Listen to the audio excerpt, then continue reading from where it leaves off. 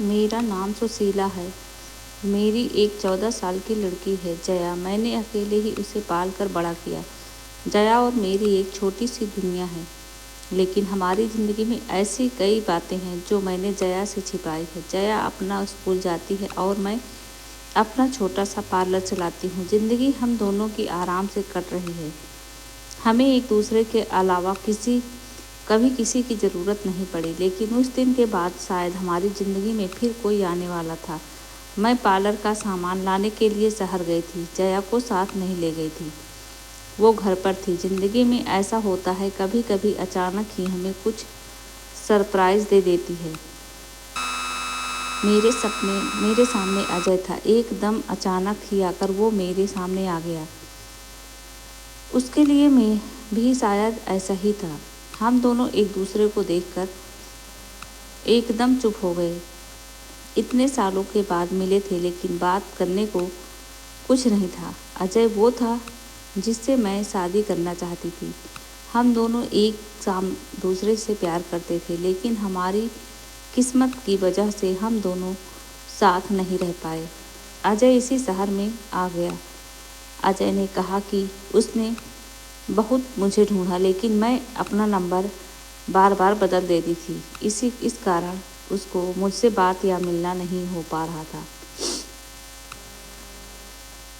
अजय आज भी मुझसे प्यार करता है। उसकी आंखों में मुझे दिखाई दे रहा था।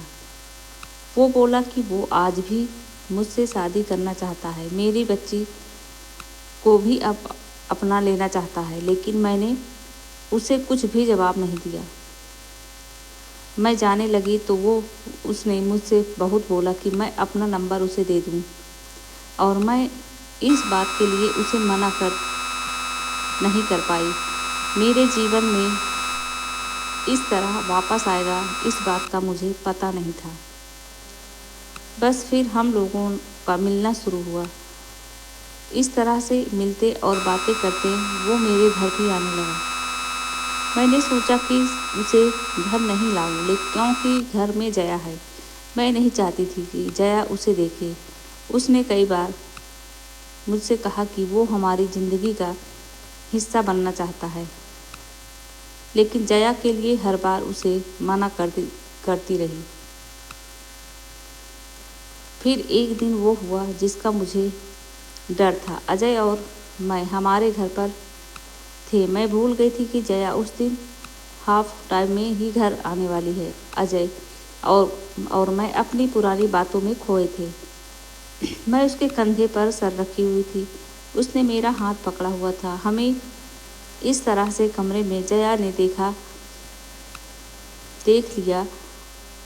वो मम्मी कहती अंदर आई थी और एक दम से चुप हो गई। उसका चेहरा ही बदल गया। अजय वहाँ से चला गया। मुझे पता था कि अब जया क्या सोच रही है। हमेशा खुश और मस्ती करने वाली मेरी बेटी आज चुप थी। मेरी हिम्मत भी नहीं हो रही थी कि उसको जाकर समझाऊं, उसे वो सब बताऊं जो अचानक मैंने उसे नहीं बताया है। मैंने शाम तक का इंतज़ार किया। जया बहुत ही अच्छी बच्ची है। उसने खुद आकर मुझसे बात की। उसने पूछा, यह कौन थे? अगर आप मुझसे कुछ बात करना चाहती हैं तो कर सकती हैं।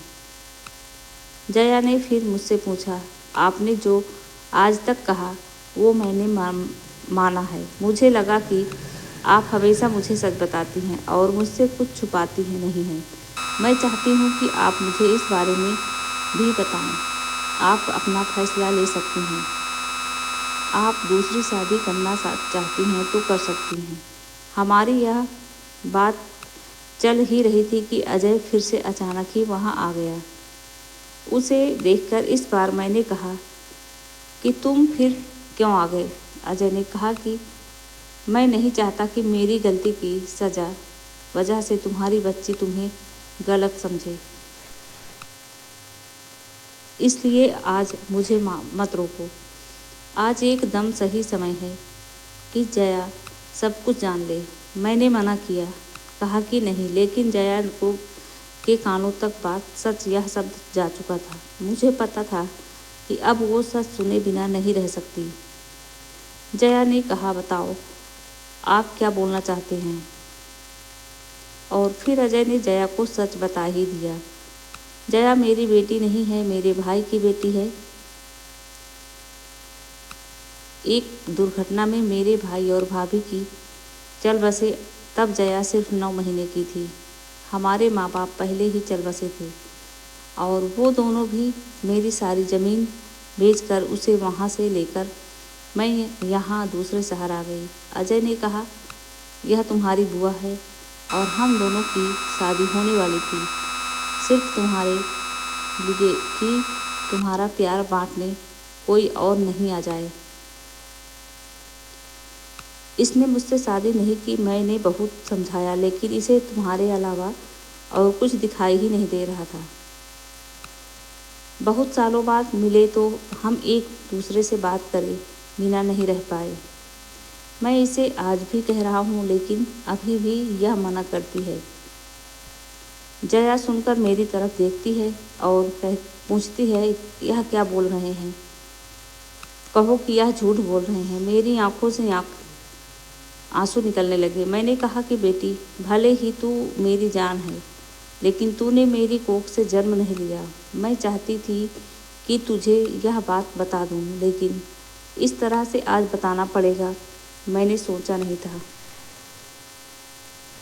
जया यह सुनकर मेरी तरफ दौड़कर आई, मुझसे लिपट गई।